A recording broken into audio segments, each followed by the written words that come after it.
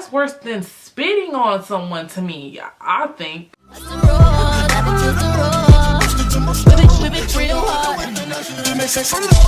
Hey YouTube, what's up? It's Deja, and today I'm coming to you guys with a two-part story time.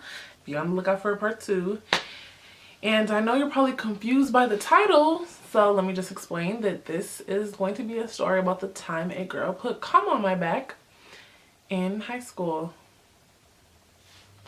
I was really hesitant to do this story to start with, but a lot of people requested it, and so yeah, let me just jump right into it. So I was a freshman in high school. I had detention for being late to class. And in detention, I met this girl named Beer. She was really cool. She was cool. And I also met a girl named, we're gonna call her Trifling because that's what she is. And you know, she associated with Beer, and they were both sophomores. Beer and this guy named Antoine, I think that was his name, they were like really good friends, but they weren't like super buddy with Trifling. They just knew her because, you know, they were all sophomores and whatever. So I didn't really hang out with them, but like if I saw them in the halls, I would chat with them for a few minutes. Sometimes I would sit at their table at lunch, just associate with them sometimes. And then I noticed that Trifling stopped showing up for lunch, and I didn't see her around class. I didn't see her around school. And I'm a naturally caring person, so, I'm like, is she okay? Is she good? Nobody had seen her. It had been like a good 4 or 5 days. So the way the cafeteria was set up, there are 2 exits. There's the short way, and then there's the long way. So this is the main one. People were taking too long, so I just went out of this one. And this leads to the hallway that's like right across the gym, like is right across the hall. So as soon as I leave, I see Trifling rush out of the gym. So I'm like, are you okay? Are you good? Like, what's going on? And she's like, oh yeah, girl, I'm fine. Like out of breath, like, she breathing out heavy. I'm just looking like, girl, like, are you sure you're good? And she's like, yeah, I'm fine. And then, she pats me, and she it's not just a, regular pat. It was one of these, like, get off me. Like, she just felt the need to wipe her hand all on me. And I'm like, girl, I don't know you like that for you to be doing all of that. Like, no. I look at her like, what was that for? And she was like, oh, I just like to come on you. I just like to come on you. Oh, hell no. Bitch, what? Like, she literally said that to me. And I'm thinking, like, no one in their correct state of mind is that crazy. I wouldn't expect someone to do that, let alone do that and then tell that person that they did it to their face. I'm like, oh, she must be joking. I'm like, okay, this girl kind of weird. But I say to her, stop joking. She's like, I'm not joking. I just got done jacking a guy off.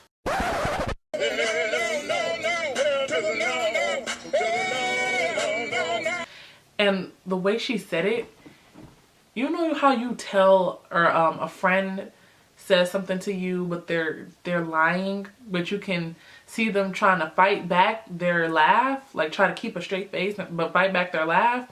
That looked like what she was doing. So I'm taking it as she's joking, and we're walking to class like everything's cool. And her class is on the way to my class, so she walks me to class. I go in class. Now mind you, I have on a white uniform shirt and a black cardigan. So as soon as I go in, everybody's like, what's that on your shirt? What's that? It pops in my head what she said. I immediately take off my cardigan, and lo and behold, is a substance.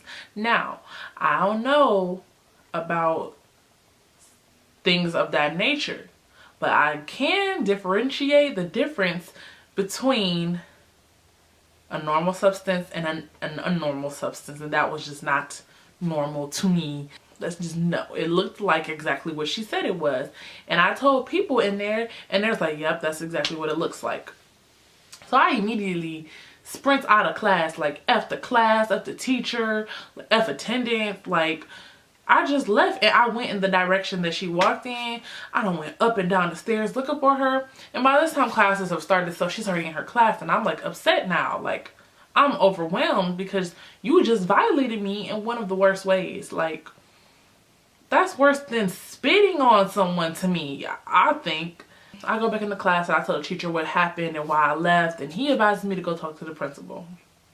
Principal was occupied, so I spoke to the vice principal. And she said, oh, we're going to fill out a report and we'll talk to her. No, like, can we pull her out of class? What is a report going to do for me?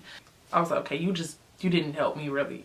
So after I do the report or whatever, fill out the report, I'm not going back to class because I'm too upset. So I go upstairs to my locker and I see Anveer and Antoine. They ask me what's wrong because I clearly look frustrated. And I tell them what happened and they're like, oh yeah, she's done weird stuff like this before. She's like been known to do like weird stuff. I just wasn't gonna tell me that y'all friend was crazy. It was cool. And they was like, oh yeah, they told me where her class is at. And her class is right in front of my locker. I'm like, I'm waiting. So we're waiting. Don't know why they were skipping class, but they waited with me. And the way the classroom was set up was there were two exits. There was this one door all the way in the back of the class that nobody ever used, and then there was a main door. Guess she saw me through the window of the door and then decided to sneak out of the back door. And when I saw her sneaking out, I immediately rushed, you know, to try to chase after her, but those hallways were so crowded that I really could not get to her. And I didn't want to get into fights with anybody else because I'm pushing them. So I eventually end up losing her. And at this point, I'm like, okay, skip this next class, because the next class was the last class of the day. And I knew where her locker was at. So me and Antoine, we're posted. We're waiting for her at the door. 15-20 minutes after the final bell rang, and she finally shows up to her locker. Like, at this point, my anger is fighting my logic. My logic is saying, you don't want to get kicked out of school and, you know, you don't want to get suspended. But the anger in me is saying, whoop that trick. Whoop that trick. Oh, I'm gonna make these suckers recognize I ain't playing ho. If you violate off the top trick, you gotta go. I'm going back and forth in my head. And meanwhile, while I'm boiling, Antoine is going off on trifling for what she did to me. So I made up in my mind that I'm just about to whoop that trick. So as soon as I lift my hand, the security guard grabs my fist and pulls me back. Guess he heard all the commotion from Antoine yelling at trifling, and he was already on his way down while I was trying to make up my mind about what I wanted to do. So he grabs me and I'm like, let me go. You don't know what she did to me. Let me go. She sprints out the exit. I'm like, this girl stay running like she needs to be a track star. So he let go after she left and he was trying to calm me down. I was like, So I ran out the door and I couldn't even find her. Like, she was gone. So I go home. I tell my mom. She's on the phone with the principal. Like, why didn't you do anything about this? You know, snapping. So we end up having to have a meeting the next day. Like, my mom was arguing with the vice principal. I was arguing with Trifling's mom. Trifling was arguing with my mom, talking about her daughter doesn't do things like that. I'm like, you clearly either don't know your daughter, one, or two, you just like her and you covering for her. And mind you, I showed the vice principal my cardigan. Like, she saw the substance. And we're having a meeting with her and her mom, the Trifling and her mom, and the vice principal and me and my mom. And Trifling denies even touching me. And then the vice principal asked, do we have any witnesses? Like, were there any witnesses? I'm like, well, my one friend saw me walking with her, but she was in front of us. No one was behind us. My friend did see me walking with her. And she's like, well, she didn't see Trifling touch you, so we don't have any evidence. I'm like, the evidence is on my cardigan. And then the vice principal has the nerve to say, oh, that could have been anything. That could have been ranch. Ranch where? Where?